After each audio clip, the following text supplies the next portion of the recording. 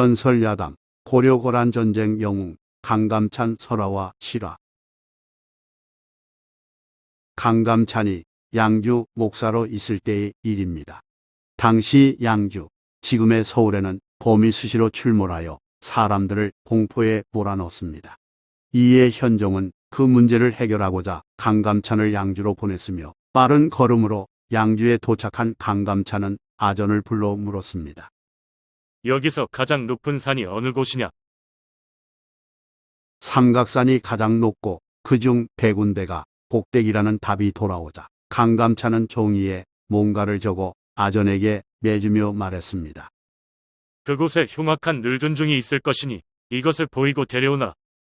이에 아전이 그곳에 봄이 득식을 하다며 망설이자 강감찬이 엄숙히 말했습니다. 내가 성상의 뜻을 받들어 여기에 왔거늘 어찌 금수가 감히 반에서 보낸 사람을 해치겠느냐. 아전은 내키지 않았지만 명령이라 부득이 삼각산 100군데에 올라가 보니 과연 사납게 생긴 늙은 중이 있었습니다. 아전이 강감찬의 서찰을 보여주자 늙은 중은 순순히 아전을 따라 산에서 내려왔습니다. 강감찬은 그 늙은 중을 보자 엄히 꾸짖었습니다. 너는 어찌 많은 사람을 해쳤느냐. 이제 너희의 권소를 거느리고 백두산 이북으로 가서 이곳에 얼씬도 하지 말라. 늙은 중은 쩔쩔매며 2번 다시 그런 잘못을 저지르지 않을 테니 계속 이곳에 머물게 해달라면서 용서를 빌었습니다. 그렇지만 강감찬이 듣기 싫으니 썩 물러가라고 호통치자 늙은 중은 넋이 나간 듯 슬피 울고는 사라졌습니다. 그리고 그날 밤 수많은 봄의 울음소리가 들리더니 그 뒤 봄의 그림자도 볼 수 없게 됐습니다. 늙은 중은 봄의 우두머리였다고 합니다.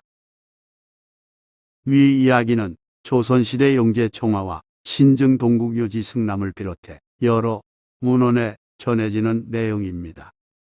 왜 이런 황당한 이야기가 수백 년이 흐른 후에도 계속 기록됐을까요? 그 수수께끼는 강감찬의 일생을 살펴보면 저절로 알게 됩니다. 강감찬은 오늘날의 서울 낙성대 지하철역 근처에서 태어났으며 출생과 관련된 특이한 사연이 있습니다. 948년 겨울 천문지리에 해박한 관리 한 명이 말을 타고 그곳을 지나가다가 밝은 별똥별 하나가 어두운 밤하늘을 가르며 떨어지는 광경을 보았습니다. 상서로운 징조라고 생각하고 호기심을 느낀 관리는 별이 떨어진 곳을 찾아서 어느 집에 도착했습니다. 그 집안에서 요란한 아기 울음소리가 들렸기에 관리는 그 집 하인을 불러 이렇게 말했습니다. 별이 떨어져서 저 아이가 태어났으니 위대한 인물이다. 낙성 영웅이 머지않아 세상에서 빛을 뿜을지니 부디 잘 기르도록 전하여라. 강감찬은 이렇게 태어났으나 웬일인지 성장이 순탄치 않았습니다. 키가 또래보다 작고 얼굴도 못생긴 편에 속했습니다. 고려사에는 몸집이 작고 외모가 보잘것없이 초라하다라고 적혀 있습니다. 하지만 강감찬은 두뇌가 뛰어났고 책 읽기를 무척 좋아했습니다. 그는 틈틈이 무예를 닦아 문물을 겸비하려 노력했으며 천문지리 병법을 고루 익혔습니다. 강감찬은 983년 비교적 늦은 나이인 35세에 장원급제하여 벼슬길에 올랐습니다. 그 뒤 양주 목사 및 동경 유수를 지냈는데 양주 목사 시절에 봄을 깨끗이 물리쳤다는 일화가 생겼습니다. 그 무렵 양주는 작은 고을에 지나지 않았으나 봄이 들끓어서 인명피해가 상당했습니다.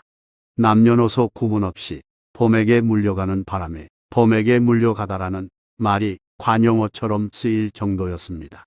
이런 상황에서 부임한 강감찬은 기발한 방법으로 봄을 몰아내고자 다음과 같이 지시했습니다. 마을 주변의 나무들을 당장 모두 베어내라. 봄은 숲에서 생활하는 바 그 근거지를 없애고자 마을 근처에 있는 숲을 민둥산으로 바꾼 것입니다.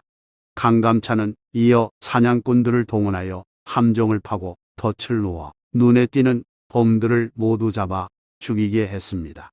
전략은 적중해서 어느 순간 봄들이 마을에 나타나지 않았으며 후에 이를 바탕으로 앞서 언급한 강감찬의 호랑이 퇴치 설화가 탄생했습니다. 10여 년 여러 고을을 돌던 강감찬은 993년 개경으로 올라와 예부시랑이 됐습니다. 예부는 조선시대의 예조에 해당하며 시랑은 참판급 고위직이었고 그는 탁월한 능력을 바탕으로 탄탄대로를 걸었습니다. 그보다 강감찬의 명성을 드높인 건 거란의 침입을 물리친 일입니다. 풍전등화 같은 국가적 위기를 강감찬 장군이 2번이나 막아냈으니까요. 1010년 거란이 고려를 침공해 왔습니다.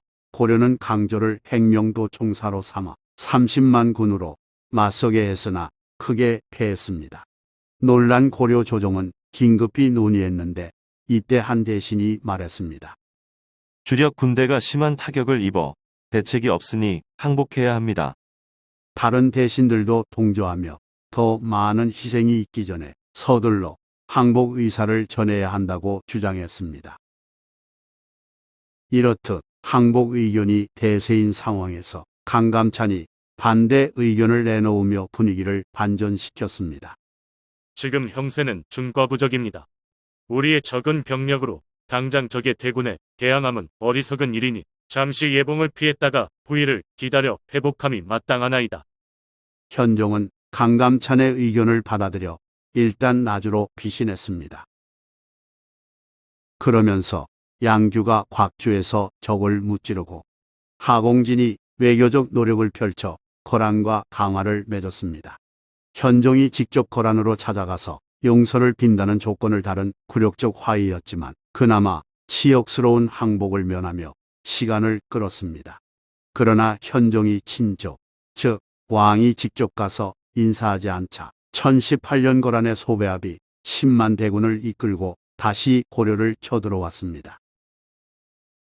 거란은 강동 육성을 돌려주지 않음을 구실로 삼았으나 이번에는 고려도 만만치 않았습니다. 지난날의 수모를 갚아주마. 강감찬은 상원수가 되어 부원수 강민청과 함께 곳곳에서 거란군을 격파했습니다. 압록강 근처 흥화진 전투에서는 1만 2천여 기병을 산골짜기에 매복시키고 당황한 적군을 일거에 소탕하는 전략을 썼습니다.